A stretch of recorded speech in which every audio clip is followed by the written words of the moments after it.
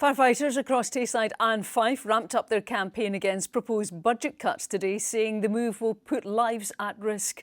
Around a dozen workers took to the streets in Glenrothes to gather public support for their opposition against the plans to remove 4 of the region's fire appliances. Brandon Cook has more. At Rayburn Heights, Glenrothes's only tower block, some residents are all too aware of the planned cuts to local fire services. Normally there would be probably 2, maybe 3 appliances, but now there's only going to be 1. It's just ridiculous. To hear that there's only going to be half the service that we have presently, it's a concern, a big concern. The real thing is access to help when you need it. You can't sort of wait another 15 minutes for someone to come from Kirkcaldy to help. The fire brigade unions say the safety of people, including residents living in high-rise buildings, will be put at risk if proposed cutbacks to appliances go ahead. But some members feel their concerns aren't being heard.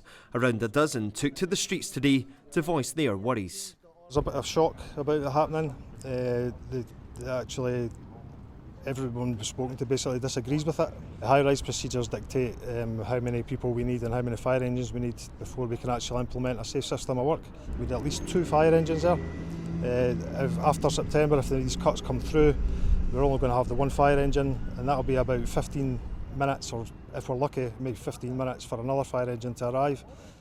Currently, 10 stations are earmarked to lose at least 1 appliance. 1 in Dundee, another in Perth, and 4 across Fife, with Methil, Dunfermline and Glenrothes each losing 1 fire engine and Kirkcaldy losing its height vehicle. The impact of the removal of these appliances will be considerable, make no mistake about it. You have a house fire somewhere in between Methil and Glenrothes after September the 4th.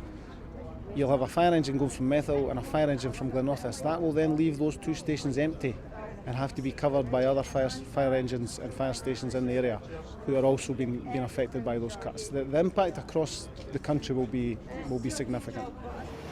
The Scottish Fire and Rescue Service are trying to plug an £11 million gap in their budget. They say the move is temporary and from locations where the impact will be minimal. But still, those on the front line have their concerns. These changes were announced just a matter of weeks ago, but opposition to them appears to have only intensified. At stations like this one, across Tayside and Fife, many firefighters believe such a move will jeopardise safety in the very communities that they serve.